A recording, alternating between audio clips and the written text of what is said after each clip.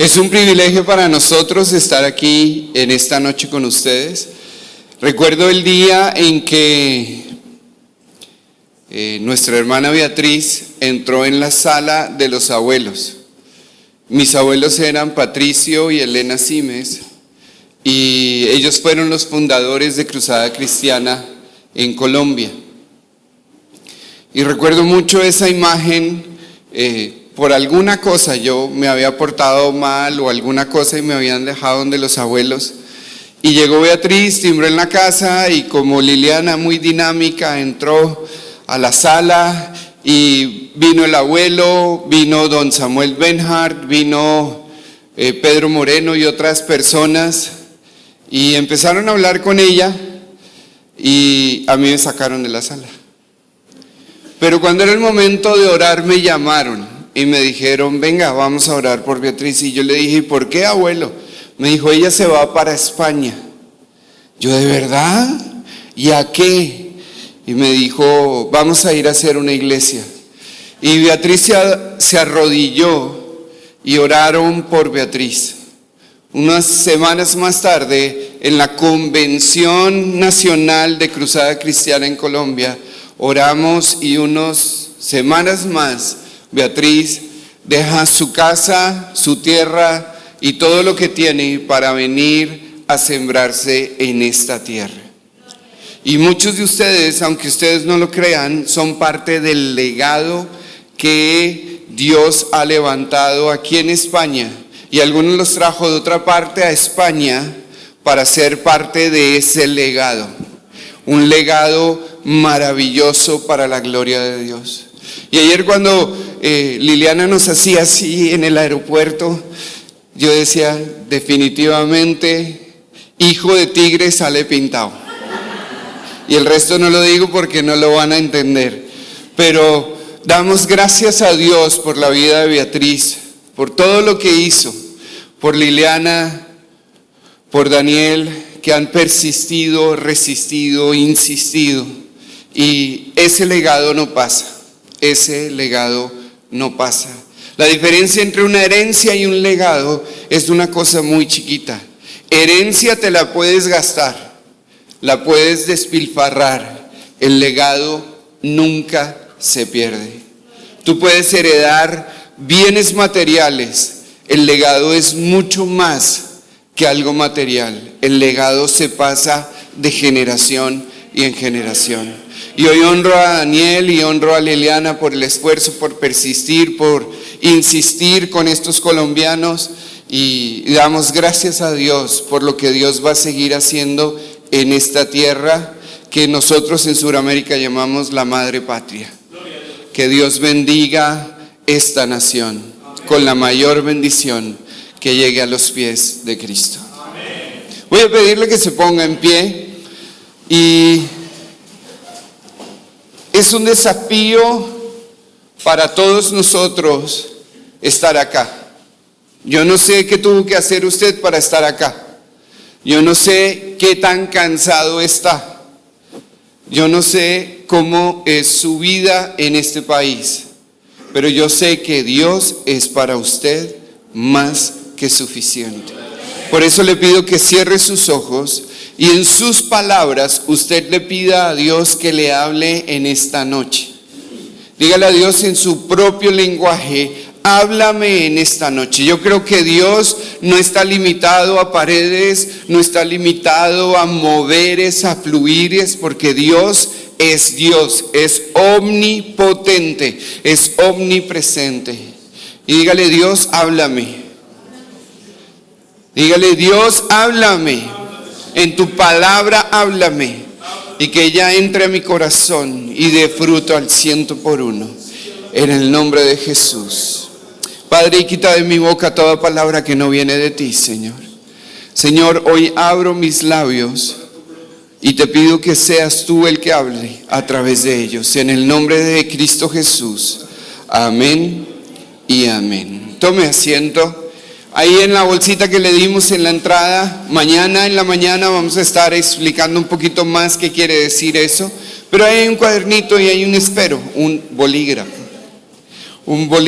para que usted tome nota Dicen los maestros que lo que se escucha solo se recuerda el 20%, pero lo que se escribe se recuerda el 65%.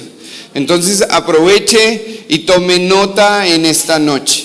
Ahora quiero ser claro con ustedes. Si usted vino a este lugar esperando que yo le enseñara algo, está en el lugar equivocado. Si usted vino esperando que yo hiciera algo por usted, está en el lugar equivocado. Si usted vino anhelando algo de mi esposa o de mí o de Cruzada Cristiana, estás en el lugar equivocado. Pero si viniste con el deseo, con la expectativa de que Dios puede hablarte, de que Dios va a decirte algo, estás en el lugar correcto. Y Dios quiere hablarte. Y tenemos un grupo de personas orando por este tiempo acá. Tenemos un grupo de hombres y mujeres que están invirtiendo tiempo sobre sus rodillas para que tú salgas empoderado, para que tú salgas ministrado, para que tu espíritu sea avivado, para que tú vuelvas al lugar de donde viniste diferente. Pero no diferente por mis palabras, sino por la investidura del poder del Espíritu Santo.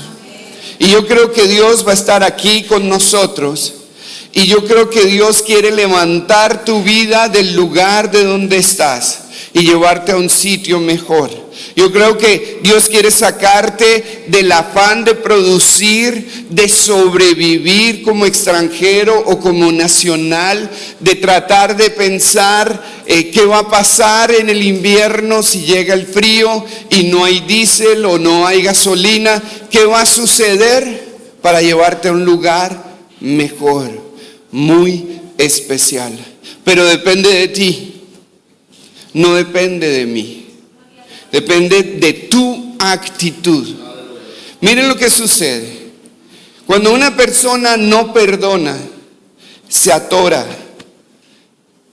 En el Imperio Romano era muy interesante la forma en que durante una época se acostumbró a matar a los asesinos. Lo que hacían ellos era que tomaban al difunto, al muerto, y se lo amarraban con alambres al que lo había asesinado. O sea, tú tenías al muerto acá, ya las caras están diciendo Vicasco, fuchi. Pero piense lo siguiente, no solo veías la cara del muertico enfrente tuyo, sino que ese muerto, como no tiene vida, empieza a descomponerse. Y de repente las moscas empiezan a poner huevitos.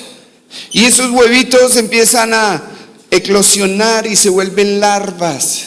Y esas larvas empiezan a comerse al muerto. Pero como no distinguen entre el muerto y el vivo, empiezan a comerse la carne, los intestinos del asesino, hasta que los dos terminan descompuestos.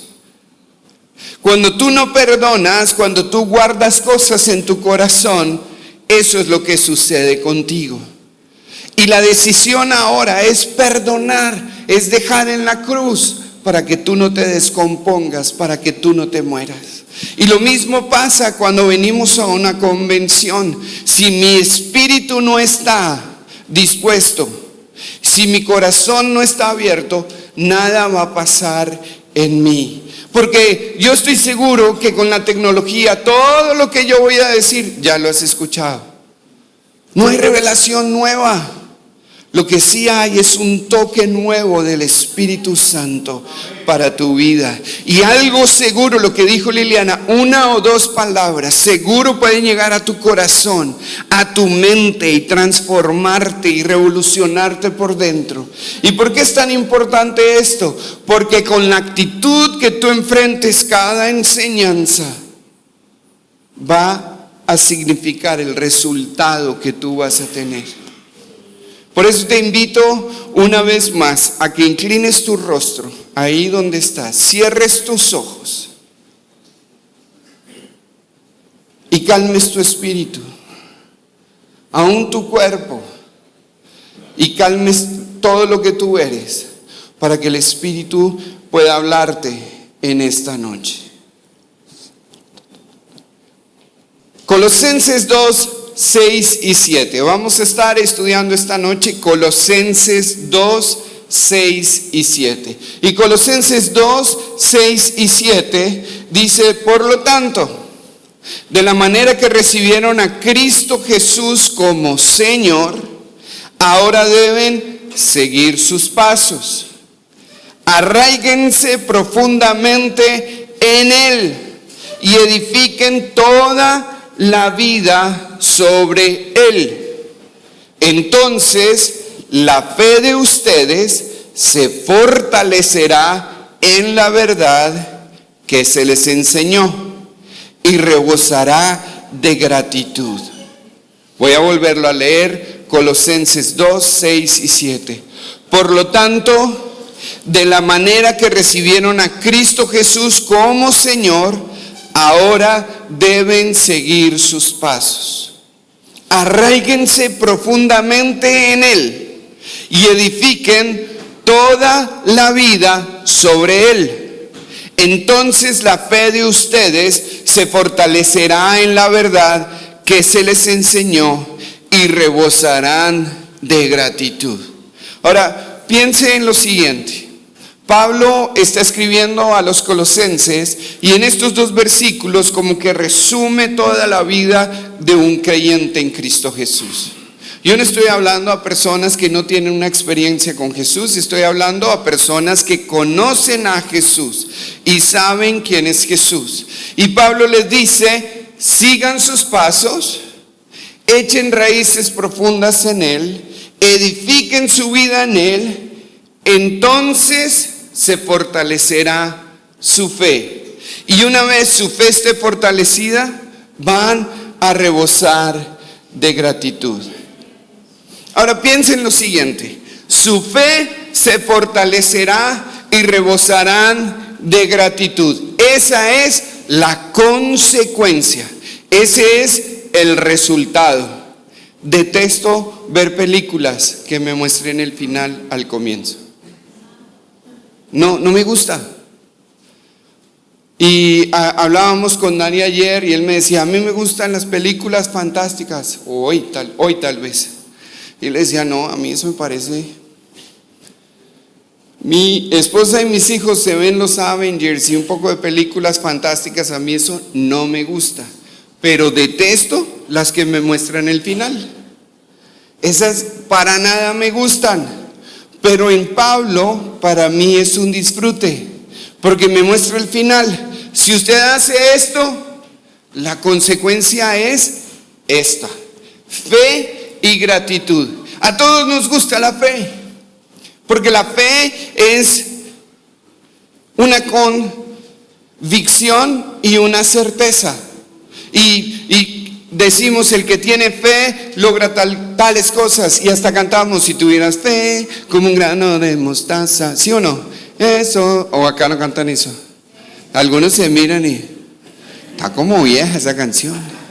Sí, es viejita, pero se nos enseña que tengamos fe y hablamos de fe y muévete por fe y haz las cosas por fe y la convicción y la certeza. Y eso está bien, pero eso es la consecuencia de algo que viene antes. La fe es la consecuencia de algo que está puesto.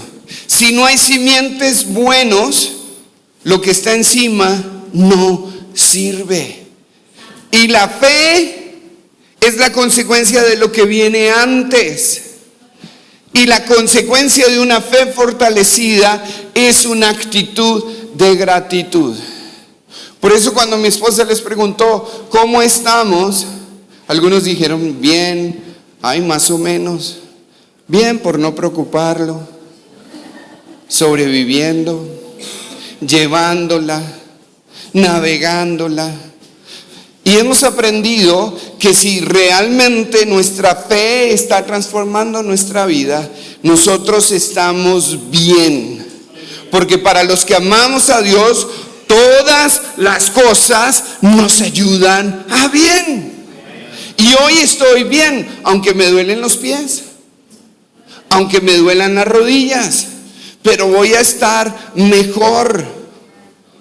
Bien sea que me muera o me recupere. Y si no se muere, entonces ¿cuándo va a ir al cielo?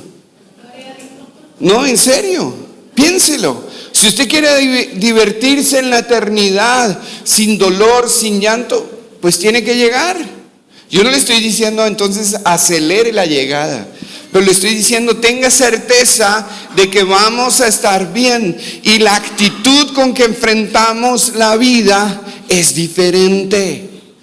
Es diferente cuando a ti te sirven la sopa o el guiso o te vas a comer las tapas. Si tú las ves y tu actitud es mala, pues te saben a feo. Y te garantizo que te enferman. Las lentejas, el plato favorito de mi señora, lentejas, arroz y un huevo encima. Eso es lo que más le gusta. Bien sofisticada la señora de Cortés. Le encanta. Y hay gente que se come las lentejas y ya me imagino en 2 horas. Eso soy como un globo y no puedo. Y entonces el fruto de la digestión contamina el ambiente. La actitud. El mismo plato produce resultados diferentes. Un corazón agradecido porque hay una actitud de fe y de confianza en Dios logra diferentes cosas. Pero no me voy a enfocar en la fe, porque es importante entonces que trabajemos en lo primero. Lo primero es que necesitamos conocer al Dios en el que hemos creído. Necesitamos tener una relación profunda con Cristo. Si nosotros no conocemos a ese Dios, no sabemos de lo que somos. No sabemos de lo que merecemos, de lo que hemos sido hechos dignos. No porque lo merezcamos, sino porque Él murió por usted y por mí en la cruz del Calvario. Y es importante que conozcamos y que entendamos profundamente qué es. Cuando nosotros vivimos en el Medio Oriente, mi esposa y yo vivimos 12 años haciendo siembra de iglesias entre pueblos musulmanes.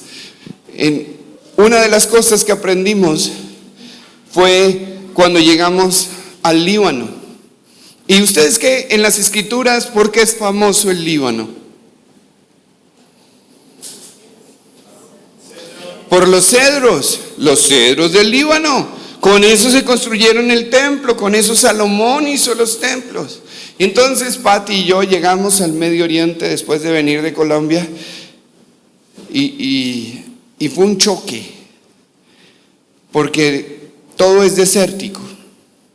Y nos decían, el Líbano es lo más verde y Sevilla es más verde que el Líbano. Y nosotros llegamos y, bueno, vamos a ver los cedros. Y llegamos y nosotros estamos acostumbrados a los árboles amazónicos, a árboles de 400, 500 años que son 100 veces Arturo en altura y muy, muy anchos. Hay árboles que son la mitad un cuarto de este salón de gruesos. Y entonces nos dicen, bueno, tienen que recordar que durante el Imperio Otomano aquí cortaron todos los cedros, porque los árabes son complicados. Y como los otomanos ponían un impuesto por cada árbol, pues los cortaron todos. No hay árboles, cedros muy viejos. Yo, bueno, no importa. En los 70 sembraron muchos árboles. Dije, bueno, 70, 80, 90, al 2000, más o menos 30 años. Eso es un árbol bien robusto. Y llegamos y vimos unos arbolitos no más altos que de aquí al techo. Y yo le dije, Pati, ¿de verdad? En Colombia hay cosas mejores. Y la Biblia habla de estos árboles. Y empiezan a contarnos la historia y nos dicen, lo que pasa es que el cedro crece 1 centímetro al año. O sea que 30 por 1 da 30, son 3 metros. ¡Wow! Pero por cada centímetro que crece encima de la tierra, crece 2 centímetros por debajo de la tierra. Su sistema radicular le permite sostenerse en sequías, en inviernos. Es un árbol que nunca deja de estar verde a pesar de que caiga nieve, a pesar de que hayan veranos prolongados. Y su madera es finísima y su resina es perfume, es medicina y es de diferentes usos. Y la Biblia nos dice: echen raíces profundas en Jesús. Echen raíces profundas en Jesús. No se trata de conocer solamente las obras de Jesús. No se trata solamente de conocer lo que es el Padre, el Hijo y el Espíritu Santo, sino entender y tener una profunda relación con el Padre, Hijo y el Espíritu Santo. Si tú no tienes raíces profundas, alguien dijo acá, uno hace lo que Dios le dice, pues usted se va a confundir. Usted no tiene raíces, Dios no le va a hablar de manera clara. ¿Por qué? Porque usted va a tener distorsiones. Usted necesita echar raíces profundas en Él. Y debes edificar tu vida en Él. Edificar tu vida en Él significa que tú eres coherente, conoces lo que dice la Escritura y la vives. Si tú no conoces la Escritura, no puedes vivirla. Si tú no conoces la Escritura, cualquier cosa que te digan, tú vas a decir, ajá. Hoy uno de los grandes problemas que tienen los medios de comunicación es lo que llaman las noticias falsas, fake news.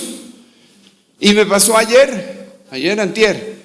Mandé un mensaje que supuestamente había dicho un presidente y 3 mensajes. Me demoré más yo en presionar, enviar, que en llegarme la respuesta de los amigos. Eso es un fake news. Eso está muy bueno, pero eso no lo dijo el que usted dice que lo dijo.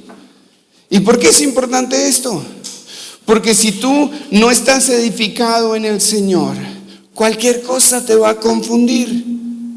Cualquier enseñanza te va a trastornar el coco, te vas a patinar, no vas a saber cómo tomar buenas decisiones, no vas a saber cómo moverte, hacia dónde ir. Pero si tú estás arraigado profundamente en el Señor y tu comunión es profunda con Él, entonces cuando edificas tu vida en Él, tus bases son sólidas. Yo sé que aquí en España no está lloviendo. Sé que en la mayoría del país hay una escasez de recurso hídrico. En Colombia es lo contrario. Tenemos agua para regalarles, de verdad. A nosotros se nos ha metido en estos 6 meses, el techo no aguanta el peso del agua y se ha inundado la casa en 2 oportunidades. Sales al jardín y el jardín, la tierra tiene un nivel de absorción de agua, ya no puede más, entonces caminamos en charcos. Ayer hablamos con nuestro hijo por teléfono y me dijo, uy papá, estoy viendo por la ventana de tu oficina, algo pasó donde los vecinos, porque tienen un río enfrente de la casa. Seguramente se taponó alguna alcantarilla y hay un río enfrente de la casa. ¿Y qué sucede entonces? Cuando hay tanta agua, se empiezan a mover los cimientos y los cimientos empiezan a afectarse. Y mientras estaba sentado ahí, recibí un mensaje de una persona y me decía, se corrieron las tierras por el agua y hay tantas casas que sus cimientos están blandengues, se pueden colapsar. Pero si tus cimientos están firmes, venga la tormenta que venga, venga el verano que venga, venga la aflicción que venga, tú vas a permanecer. Y hoy quiero hablar una cosa que dice: fortalezca su fe en la verdad. Fortalezca su fe en la verdad. La pregunta es, ¿cuál verdad? Y hoy vamos a hablar solo una porción chiquitita de lo que es la verdad. Ahora, piense, lo que vamos a hablar es dónde comenzó nuestra historia. Nuestra historia como creyentes en Jesús no tendría significado sin la cruz. Si la cruz, Jesús no hubiese muerto en la cruz, ni tú ni yo tendríamos verdad. Ni tu verdad sería absoluta, ni mi verdad sería absoluta. Pero en Cristo Jesús hay verdad. Y esa es una verdad. Ahora, ¿por qué es tan importante el sacrificio de Cristo en la cruz y todo el proceso? Porque eso es una verdad que nos ayuda en las diferentes áreas de nuestra vida. Y nosotros estamos aquí en esta noche para impartir, para orar, para bendecirles con lo que Dios nos ha dado. Pero todo eso tiene un motivo, y es la verdad de la cruz de Cristo. Y si tú no estás pegado a esa verdad y no la conoces, no la vas a entender, entonces tu fe no va a prosperar. Puedes estar arraigado, imitando a Cristo, echando profundamente tus simientes en Cristo, pero si no conoces esa verdad, va a ser difícil. Y quiero recordar qué sucedió en el camino a la cruz. Jesús va primeramente, sale de la cena, de la última cena, y va al Getsemaní. Y un momento de angustia que vive allí, su corazón es abatido, pero su frente suda gotas de sangre. Luego viene y lo traicionan y lo entregan, y es entregado a una tortura. Ayer justo estaba leyendo el artículo del hombre que actuó la pasión de Cristo. Tuvo que ser operado como 4 veces, sufrió neumonía, se le dislocó un hombro, partió varios huesos, sufrió un rayo, sufrió de hipotermia, muchísimas cosas, solo filmándolo durante varios días. Jesús vivió una muerte terrible, fue azotado. Al actor se le descacharon y le pegaron un latigazo y le dejó una llaga en la espalda de 14 centímetros de grande. Y Jesús sufrió muchos latigazos, y cada latigazo tenía puntas de acero que estaban diseñadas para incrustarse en su espalda y que al salir rasgaran su carne. Cuando fue colgado en la cruz, no era una cruz bien lijadita, pulidita, con laca. Esas astillas se le pegaban en la espalda y estaba colgado de tal forma que tuviera que hacer este movimiento de manera constante. Y eso agota la pérdida de sangre, el dolor, la angustia, la burla. Todo eso sucede con un propósito. Y ya refresqué su memoria. Jesús muere en la cruz del Calvario, pero cada una de esas cosas significa algo para ti, y lo voy a mencionar nuevamente en esta noche para que tu fe sea activada. Cuando Jesús entra al Getsemaní, inicia y diciendo: Padre, si es de ti, que pase de mí esta copa. Cristo inicia probando la ansiedad. Cristo inicia su pasión probando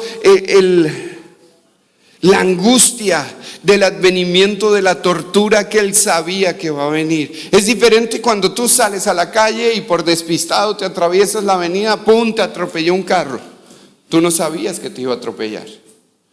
Jesús sabía a lo que se iba a enfrentar. Pero Jesús escoge hacer esta voluntad de Dios. Él podía haber dicho: no más, pasa de mí, ya no lo hago, no tengo las fuerzas. Pero Jesús escogió eso, sufrir esa ansiedad.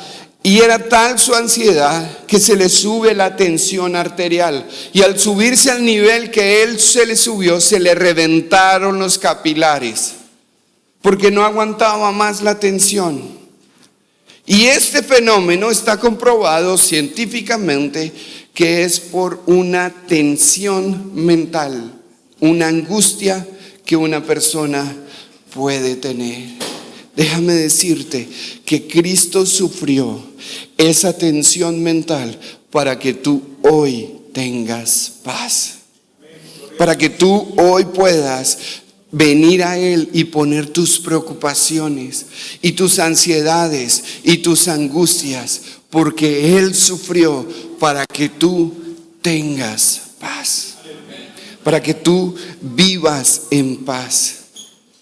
Y cuando tú empiezas a fortalecerte en esta verdad, Cristo murió para que yo tenga paz, Él padeció para que yo tuviese paz. Empiezas a entender cuál es tu fe y dónde está puesta.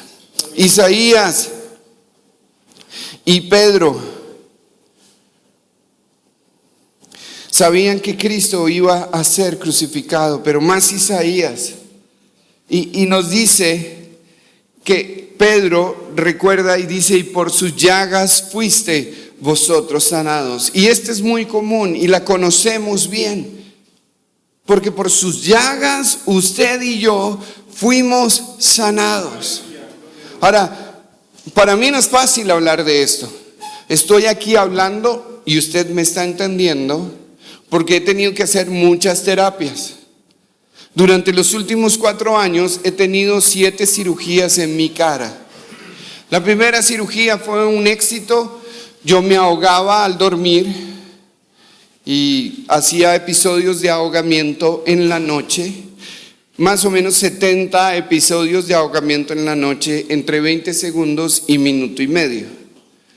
Entonces yo estaba muy mal. Me hicieron una cirugía sencilla.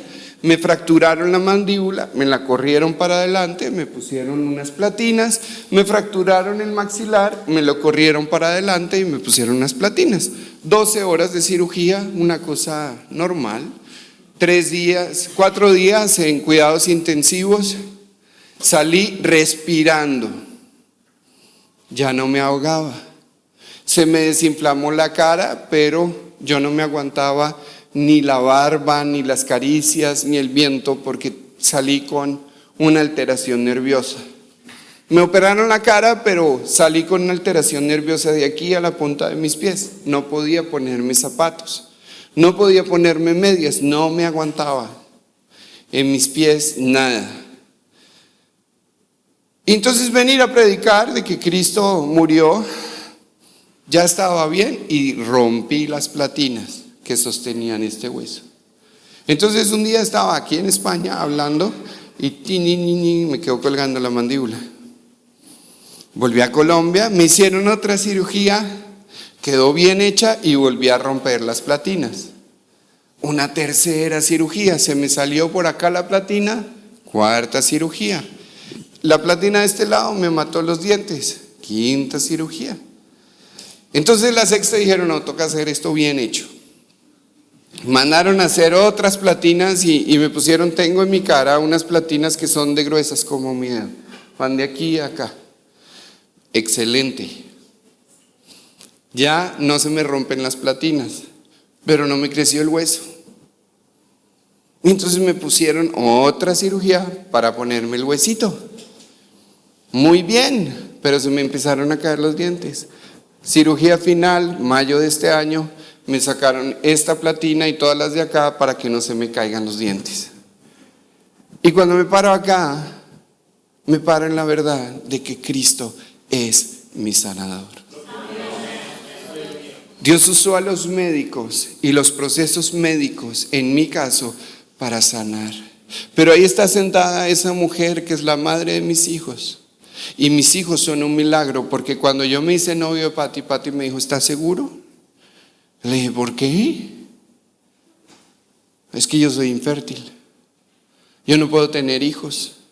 Si me quieres a mí, porque yo no sé si vamos a tener hijos. Yo le dije, no importa.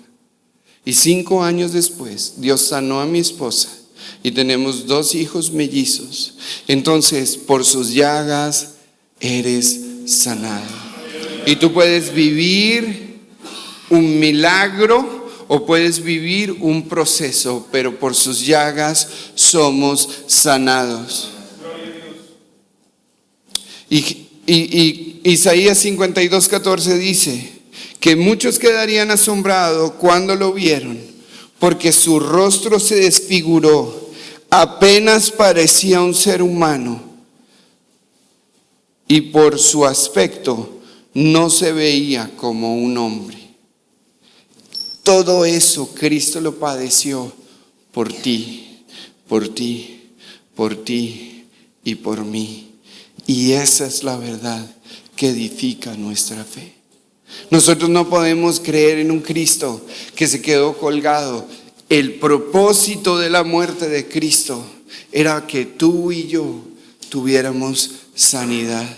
Jesús llevó el dolor y la agonía sobre su cuerpo de tal forma que tú puedas ser sanado en todas las áreas de tu vida. Y esa es la verdad. Eso lo dice su palabra, y si lo dice su palabra es verdad, y yo lo creo. Pero también en Colosenses 2:14 dice que Cristo anula el acta de decretos que existía contra nosotros, quitándola de en medio. Y este detalle importante, clavándola en la cruz. Ahora, ¿por qué es tan importante este detalle? Porque Cristo fue clavado para nuestro perdón. Él anula el acta de decretos que existía contra ti y contra mí. Él anuló, Él quitó de en medio. Y en la época de Jesús, cuando alguien tenía una deuda, lo que se hacía era que cuando se pagaba la deuda, se hacía un acta, se llevaba a los ancianos y esa acta se clavaba en un madero en la propiedad. ¿Qué quiere decir esto? Digamos que este predio me pertenece y yo tengo una deuda con Daniel. Entonces Daniel tiene el derecho sobre esto porque yo le cedí los derechos al endeudarme. Y cuando yo le pago a Daniel la deuda, hacemos un acta que anula el derecho que Daniel tiene sobre esta propiedad. Y cuando yo vengo, para que todo el vecindario sepa que ya no tiene Daniel derecho sobre esta propiedad, yo clavo un madero. Y en ese madero pongo el acta y la clavo allí. Y todos saben que ya no tiene autoridad. Cristo es el acta de decretos clavada en la cruz del Calvario que le dijo a Satanás: no tienes autoridad sobre estas personas. No tienes autoridad, no tienes poder, ya no tienes derecho. Y todo pecado, sin importar lo grave que haya sido, ha sido perdonado. Tendrás que asumir las consecuencias de tus actos, pero el pecado ya no tiene autoridad sobre tu vida. Ahora, sigue diciendo Colosenses: y despojó a los principados y a las potestades y los exhibió públicamente, triunfando sobre ellos. Ahora es interesante esta parte y no le damos mucha atención, porque siempre recordamos las manos de Cristo o los brazos de Cristo atravesados por los clavos y esa acta de decreto, pero a Cristo también le atravesaron sus pies con unos clavos. Y eso es importante porque dice que despoja a los principados y a las potestades y los expone públicamente diciendo: no tienen autoridad. Y en Josué 10:16 nos narra la historia de cómo Josué pone sus pies sobre los reyes derrotados. Y cuando Cristo fue crucificado, puso sus pies para exhibir públicamente a los principados, diciendo: he triunfado sobre ellos. Y esa es tu verdad. Cristo anula y Cristo quita el pecado, pero nos da la victoria sobre nuestras antiguas luchas. Nos da la victoria en todas las áreas de nuestra vida. Y por eso Cristo usa esta simbología. Una cosa interesante es que antes de ir a la cruz, una de las cosas que hicieron fue que a Cristo lo coronaron. Y la coronación fue con coronas de espinas. Y la primera vez que se mencionan los espinos en las Escrituras está en Génesis 3:18. Y dice que la tierra producirá cardos y espinos como consecuencia del pecado. Y ahora con el sudor de tu frente trabajarás, dice las Escrituras. Y la señal de que Cristo rompe la maldición y nos da bendición fue cuando Cristo sobre su cabeza recibe esa corona de espinas. Está diciendo: yo estoy rompiendo la maldición, ahora tú tienes derecho a la bendición. Tú no vas a luchar por tu bendición, porque la bendición la he ganado yo. Y en la cruz del Calvario, Cristo rompe esto. Y dice: la corona de espinas representa cómo Jesús aplasta el espíritu de la pobreza, de las deudas, de la escasez. Porque Él quiere bendecirnos conforme a sus riquezas en gloria. Y este no es un mensaje de prosperidad, porque prosperidad es de Dios. Y déjeme decirle, ser prosperado es cumplir el propósito de Dios con su vida. Y en la abundancia o en la escasez, tú eres un hombre o una mujer próspera, si entiendes que Dios ha roto la maldición sobre tu vida. Me gozo en la abundancia y me gozo en la escasez. Pero también Jesús, como último, fue traspasado en su costado. ¿Y qué es lo que queda cerquita al costado? El corazón. Y es interesante porque nosotros nos referimos al corazón como el alma, como los dolores del alma. La ausencia de perdón reposa en el corazón. Las heridas emocionales reposan en el corazón. Y esa lanza no toca el corazón, no produce muerte. ¿Qué quiere decir? Que el dolor que te han infligido a ti puede ser consolado y no es señal de muerte. Hoy sabemos que el dolor y las heridas producidas emocionalmente sobre la vida de las personas alteran su vida, pero el dolor puede consolar, puede ser consolado por Dios. Escúchame bien, nadie va a cambiar el evento que tú viviste. Escúcheme bien, eso seguramente va a permanecer en tu memoria por años y años. Pero es diferente recordarlo sin dolor a recordarlo y que ese dolor te altere y te haga daño. Y cuando Cristo recibe la embestida de la lanza en su costado, es para que tu dolor y mi dolor sea consolado. Al ser consolado nuestro dolor, podemos vivir en bendición. Y volvemos entonces a Colosenses y nos dice: por tanto, de la manera que recibieron a Cristo Jesús. ¿Cuál Cristo Jesús? el que padeció el Getsemaní, el que reventó sus espaldas por ti, el que triunfó sobre el enemigo, el que fue colgado como el acta de decretos que tenían sobre tu vida, el que puede consolar tu dolor, el que rompe la maldición para bendición. En ese Jesús necesitamos ser arraigados. Pero no debemos solo ser arraigados y echar raíces profundas en Él, sino caminar como Él caminó. Y por último, nuestra fe se fortalece en esa verdad. Ahora he hablado de verdades. He hablado de cosas que son verdad, que están en las Escrituras. Como dice los jóvenes, le he refrescado la memoria. Alguien decía que la memoria...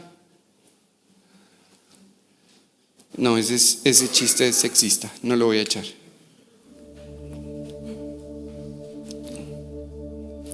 Pero la memoria es traicionera, porque cuando más la necesitas, te abandona.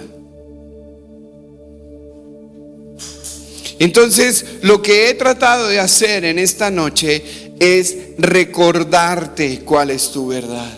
Recordarte cuáles son las verdades que tienes en Cristo Jesús. Y esperando que al recordar estas verdades, tu fe sea fortalecida.